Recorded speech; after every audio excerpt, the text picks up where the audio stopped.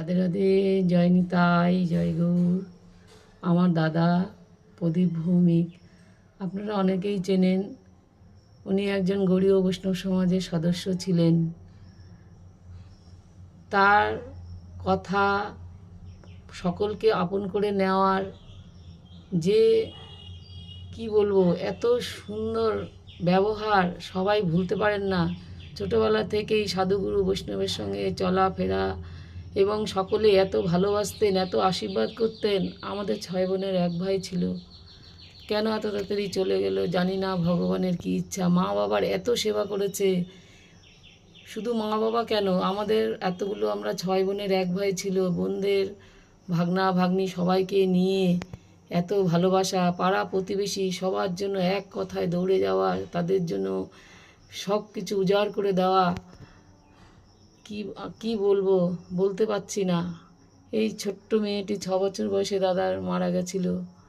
হ্যাঁ, দাদার এটা গ্রন্থাগার বা ওর গ্রন্থের অফিস, এখানে বসে ও জপ আহ্নিক করতো। এই দেখুন, গৌড়ীয় বৈষ্ণব সমাজের থেকে ওকে একটা সম্বর্ধনা দিয়েছিল। কি লেখা আছে পড়ুন। কে মানুষ পশু পাখি কে জনমিয়ে, অথবা কীট পতঙ্গে করম বিপাকে গতাগতি পুনঃ পুনঃমতি রহতু পর সঙ্গে। বিশ্রাম শেষে আবার ফিরে এসো নবরূপে, গৌর সেবার জন্য অনেক কাজ বাকি রইল। বিদায় নয় অপেক্ষায় রইলাম অশ্রুসিক্ত নয়নে। এত সুন্দর কথাগুলো লিখেছেন, পড়লে গায়ে শিহরণ দিয়ে ওঠে। এই তার গ্রন্থের ঘর। কত ইচ্ছে ছিল গ্রন্থগুলো পড়বে। একজন ইউটিউবারও ছিলেন, ইউটিউবে বসে সেই পাঠ করতে শুরু করেছিল আর কি, কিন্তু আর শেষ রক্ষা হলো না। কত গ্রন্থ, কত গ্রন্থ সব তাকিয়ে বসে রয়েছে।